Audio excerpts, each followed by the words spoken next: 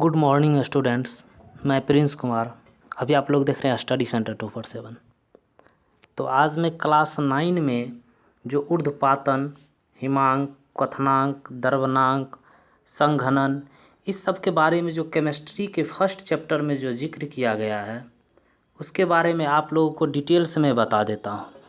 जो आप लोग एक बार अगर वीडियो को देख लीजिएगा तो आप लोग को इसके बाद कभी दिक्कत नहीं होगी। तो चलिए आज ऊर्ध्वपातन के बारे में पहले समझते हैं, उसके बाद हिमांक के बारे में समझेंगे। डिटेल से सभी को एक एक करके समझेंगे। ऊर्ध्वपातन को इंग्लिश में सब्लिमेशन कहते हैं। ऊर्ध्वपातन सब्लिमेशन यानी सब्लिमेशन वह प्रक्रिया है जिसमें कोई ठोस पदार्थ गर्म किए जाने पर बिना द्रव में परिणत हुए सीधे वाष्प की अवस्था में बदल जाता है और उस वाष्प को ठंडा करने पर वह बिना द्रव में परिणत हुए सीधे ठोस की मूल अवस्था में परिवर्तित हो जाता है। ऊर्ध्वपातन कहलाती है, यानी कि सब्लिमेशन कहलाती है। सब्लिमेशन वह प्रक्रिया है जैसे कोई ठोस पदार्थ को अगर गर्म करेंगे तो वह द्रव की अवस्था में परिणत नहीं होगी, वह सीधे वाष्प की अवस्था में परिणत हो जाएगी। जैसे कपूर है, कपूर को अगर गर्म करेंगे तो वह द्रव की अवस्था में नहीं आएगी, यानी लिक्विड की अवस्था में नहीं आएगी, लेकिन वह सीधे गैस की अवस्था में परिवर्तन हो जाएगी, यानी परिवर्तित हो जाएगी। अगर उसी को अगर ठंडा करते हैं तो वह द्रव की अवस्था में नहीं परिवर्तित होगी और वह ठोस की अवस्था में परिवर्तित हो जाएगी। इसी प्रक्रिया को ऊर्ध्वपातन कहते हैं। ऊर्ध्वपातन को समझने के बाद ऊर्ध्वपात को समझते हैं। ऊर्ध्वपात उसको सब्लिमेट कहते हैं। ऊर्ध्वपात को सब्लिमेट कहते हैं। ऊर्ध्वपात क्या होता है?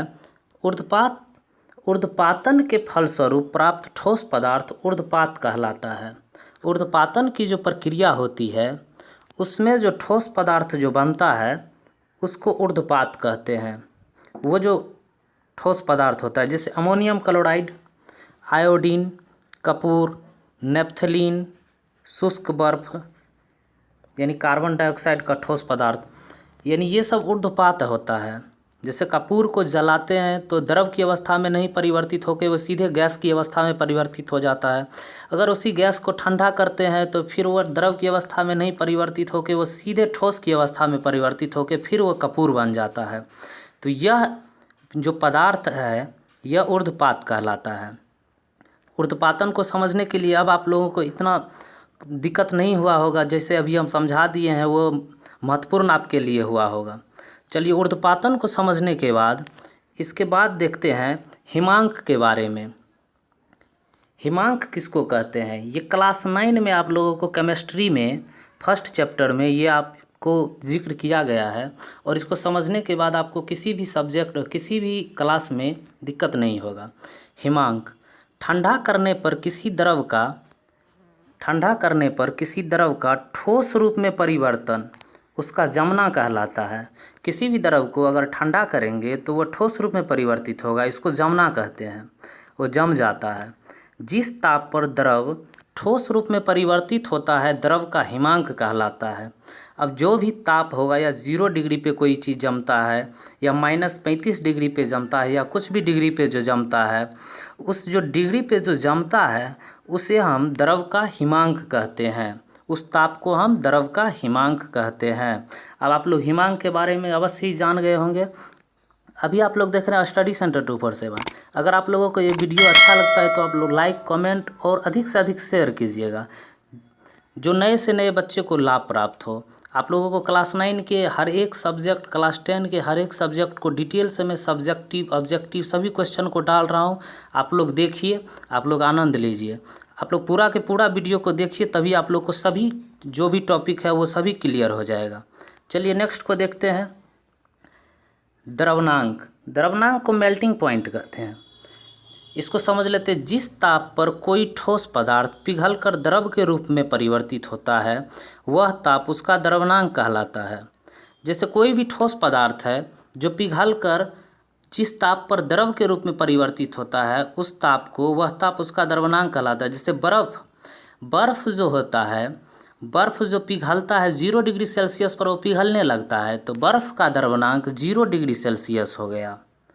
जो भी कोई भी वस्तु है, कोई भी ठोस पदार्थ है वह जिस ताप पे पिघलता है उस ताप को द्रवनांक कहते हैं, यानी उसको मेल्टिंग पॉइंट कहते हैं। अब आप लोग अवश्य ही समझ गए होइएगा। चलिए नेक्स्ट देखते हैं। इससे पहले अगर आप लोग मेरे वीडियो को नहीं देखे हैं, उससे पहले मैं ठोस, द्रव, गैस को डिटेल से बता दिया हूँ। ठोस में बता दिया हूँ पदार्थ के बारे में, यानी पूरा डिटेल से पार्ट 1 वीडियो में मैंने बता दिया। ये पार्ट 2 वीडियो है क्लास 9 के केमिस्ट्री का। चलिए द्रवनांक को समझने के बाद क्वथनांक को समझते हैं। क्वथनांक को बॉइलिंग पॉइंट कहते हैं। इंग्लिश से आप लोगों को क्लियर हो जाता होगा बॉइलिंग पॉइंट। जब किसी द्रव का वाष्प दाब वायुमंडलीय दाब के बराबर हो जाता है तब द्रव उबलने लगता है। जिस ताप पर द्रव उबलना प्रारंभ करता है वह द्रव का क्वथनांक कहलाता है। जैसे जल 100 डिग्री सेल्सियस पे उबलना प्रारंभ कर देता है तो जल का क्वथनांक जैसे हो जाता है 100 डिग्री सेल्सियस।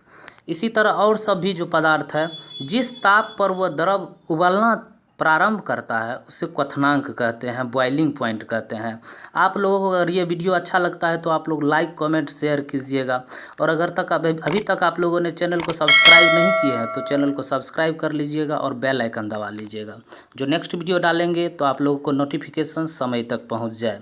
चलिए नेक्स्ट पॉइंट को देखते हैं। और नेक्स्ट पॉइंट आपका है संघनन। संघनन को कंडेंसेशन कहते हैं इंग्लिश में। किसी गैस या वाष्प का द्रव के रूप में परिवर्तन। कोई भी गैस है या वाष्प है उसका द्रव के रूप में जो परिवर्तन होता है उसे संघनन कहते हैं। यानी वाष्प का द्रव के रूप में परिवर्तन संघनन कहलाता है। अभी आप लोग देख रहे थे स्टडी सेंटर 247। मैं प्रिंस कुमार बोल रहा हूँ।